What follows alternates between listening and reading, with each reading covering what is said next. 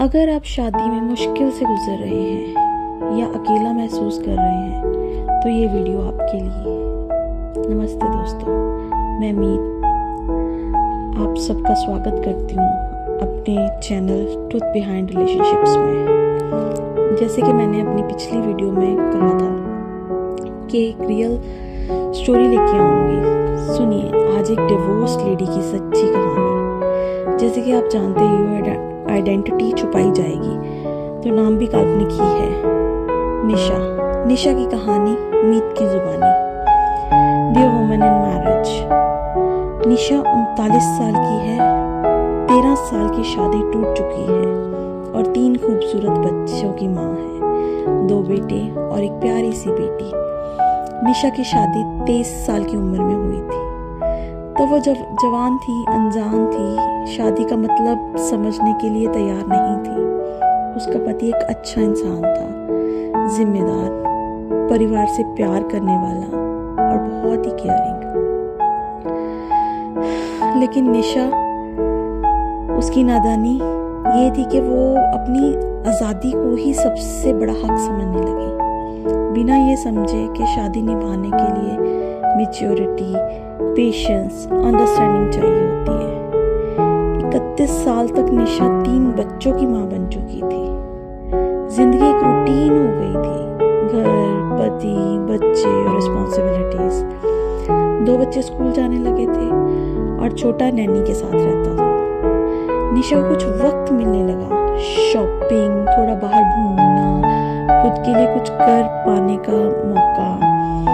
और फिर एक सिंपल शाम और सब बदल गया।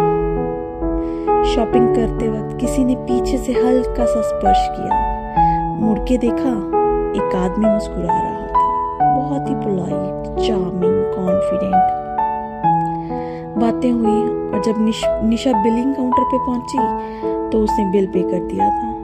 निशा को लगा कोई मुझे देख रहा है, मेरी कदर कर रहा है।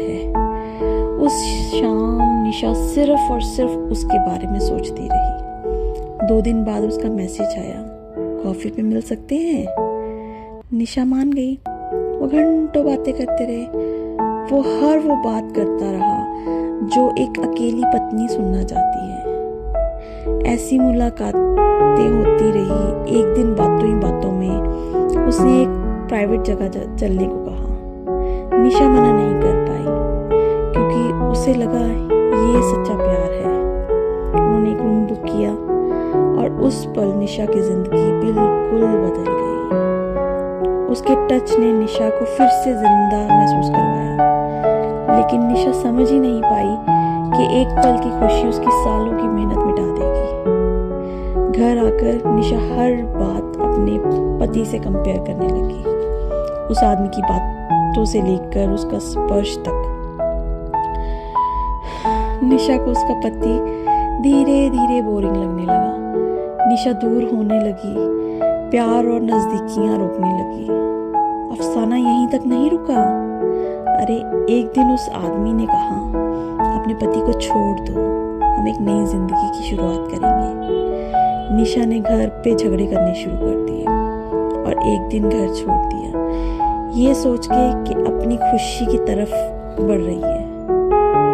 आज उस फैसले को 3 साल हो चुके हैं और अब निशा को महसूस हो रहा है कि बाहर कुछ खास नहीं होता। जिसके लिए निशा ने अपना घर तोड़ा, वो आदमी असली रूप में कुछ और ही निकला।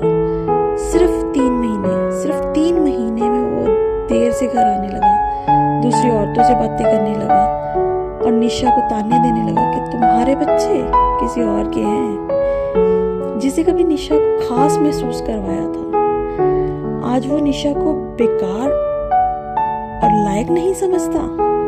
आज निशा टूट चुकी है, पछतावे में जी रही है। उसके एक गलत फैसले ने उसका घर, पति, बच्चों की रिस्पेक्ट सब छीन लिया। डियर वुमन, अगर आप शादी में हैं, अपनी शादी की कदर करें। अटेंशन और कुछ पल की चमक से धोखा मत खाएं। जो आदमी आपको पत्नी बना सकता है वो उस आदमी से कहीं बेहतर है जो आपको सिर्फ गर्लफ्रेंड बनाकर रखे। अगर प्रॉब्लम में हो बात करो, अकेलापन लगता है तो उसका हल निकालो, अपने हस्बैंड से डिस्कस करो, पर बाहर की दिखाई मोहब्बत के चक्कर में अपना घर मत उजाड़ो। बाहर की चमक बहुत जल्दी फीकी पड़ जाती है। निशा का कहना है, मुझे नहीं पता मेरा पति मुझे कभी माफ करेगा या नहीं, पर मैं खुद को और अपने भगवान को जवाब दे चुकी हूँ। मेरी कहानी सिंपैथी के लिए नहीं है, आपको वार्न करने के लिए है। मेरी गलती से सीखो, अपनी शादी को बचाओ, अपने हस्बैंड की कदर करो, अपने बच्चों की कदर करो, अपने परिवार की कदर करो, और सबसे ज्यादा अपने दिल की हिफाजत करो। विद लव, निशा। देखा दोस्तों, एक गलती जिसे सब कुछ छीन लिया। आपका क्या कहना है इस मुद्दे पे?